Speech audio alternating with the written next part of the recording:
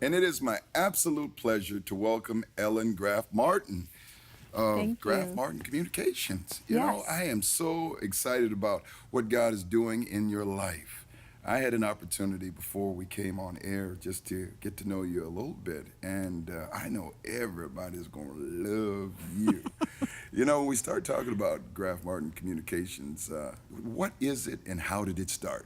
What is it and how did it start? You know, it is a response to the door that God opened for us. So 10 years ago in September, I got a phone call saying, we're clearing out your desk because the receiver is here and they're changing the locks.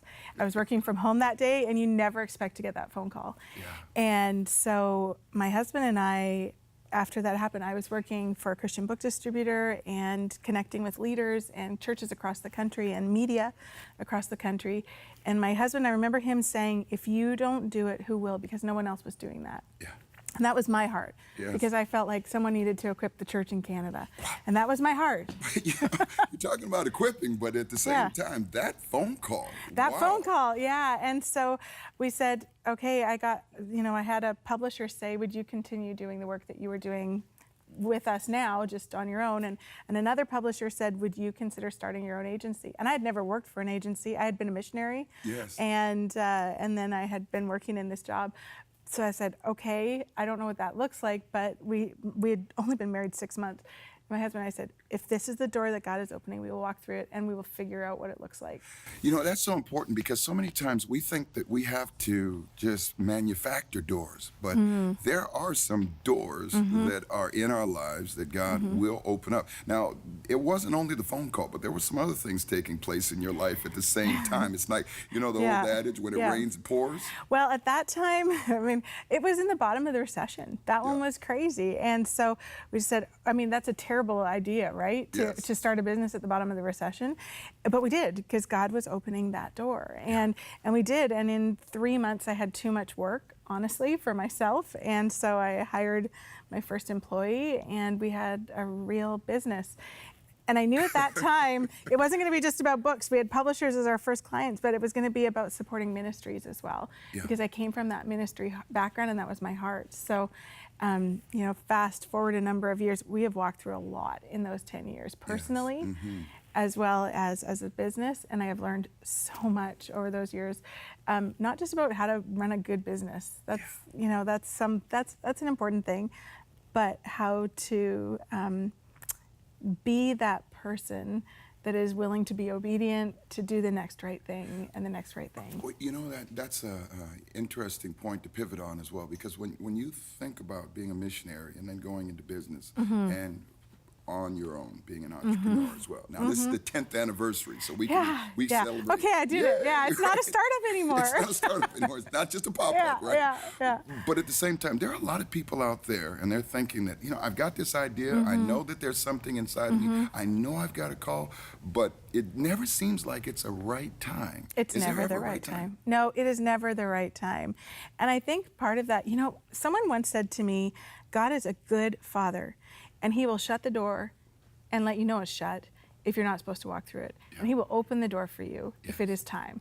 And so I think trusting that and saying, I don't need to force doors open, but I need to be faithful with the gifts he has given me, ask him to continue to pour gifts into me and to give me wisdom to see what doors he really is opening. And I mean, there's never the right time, but God knows what you have and what you need, and he can do it. Now, I want to find out a little bit more, because you said 6 months married, you get a phone call, but there was also something else that was happening in your life, because you had a mission statement. Yeah. Tell us about your mission statement.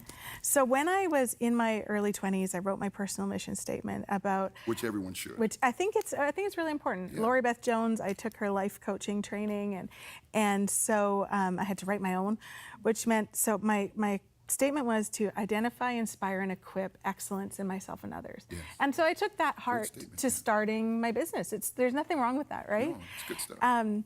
But halfway through, you know, kind of at that 4-year mark of having this business, we had hard things happen in our life. We had, we walked through a cancer scare. We adopted our daughter. We almost lost our daughter. My dad was diagnosed with terminal cancer. We walked through that. Hard things were happening. And in the middle of that, I rewrote my personal mission statement. And I realized that God had changed my word from excellence to hope. And so although I still was about excellence, I believe God calls us to excellence. What he's calling me to uniquely is to communicate hope, because I know I've seen God's faithfulness in the midst of hard things, and I know we can do hard things when God is in them. So, That is so good, because coming out of professional athletics, I understand excellence, but I also realize the most empowering gift that God gives us is hope, and hope to move on. Now tell us how you're working and in the family focus that you have on this, because it's a uniqueness that you are specifically, and I wrote it down, and it says that the businesses support family as opposed to family supported business. Yeah. So, and that's a big difference. Like, Yeah. we chose to build the agency I wanted to work in. Yes. And so I said, yeah, I mean, in those first years, I had to work a lot of hours, right? I just did. You have to work hard. You work really hard. Yeah.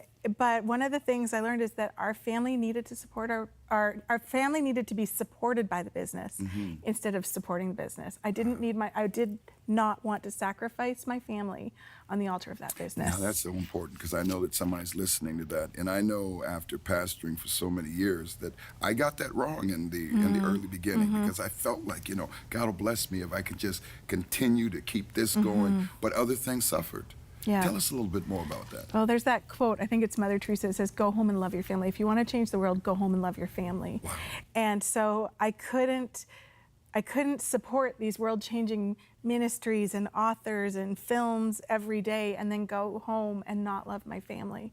Because that was where God called me first. And so I actually had a friend ask me recently, like, how come all your Instagram and Facebook is about your family and about the stuff you're doing at home? Like, I'm making pickles and stuff like that. They're like, you're actually, you don't tell anybody you were Max Lucado's publicist for 10 years. No, I'm talking about pickles.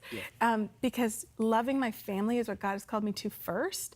Not just, they might say it's because you're the mom. No, it's because I'm a person.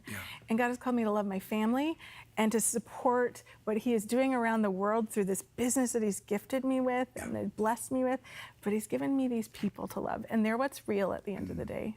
I'm a missionary as well, and I really believe that God has given us those responsibilities. And I feel like someone out there is listening today. Think boldly and move boldly, and you've been waiting for a while to get engaged.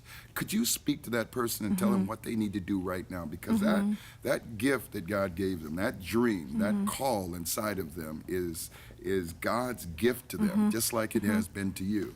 What would you say to them? Well, I'd say a few things. One of the things I always say is to pray for wisdom. God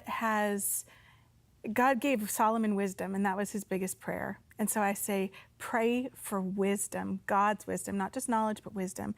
And I also say to ask him to equip you, because you may not have all that it takes to do this thing, but he does. I would also say to step into it. So I was sharing earlier that there are moments that are Red Sea moments where he parts the sea and you just walk onto dry land and he decimates your enemies. But there are other times that they're Jordan River moments where you're going to step into it at flood time and it doesn't seem right, but you just need to do it by obedience. And so I would say that step into it, ask for wisdom, and ask him to give you the gifts that you need to do this hard thing. My goodness, that's like Campbell's soup. That's good. You know what? Ellen, Graf-Martin Communications, congratulations on 10 years. But thank you. My sister, you are some dynamo for the kingdom. We are so grateful for your gift. And, that is great advice as well. If you need someone just to agree with you, 1-855-759-0700. Prayer Partners is standing by. And you need to step in today, because this is the moment. And now, this is how Kathy shed years of fear and anxiety.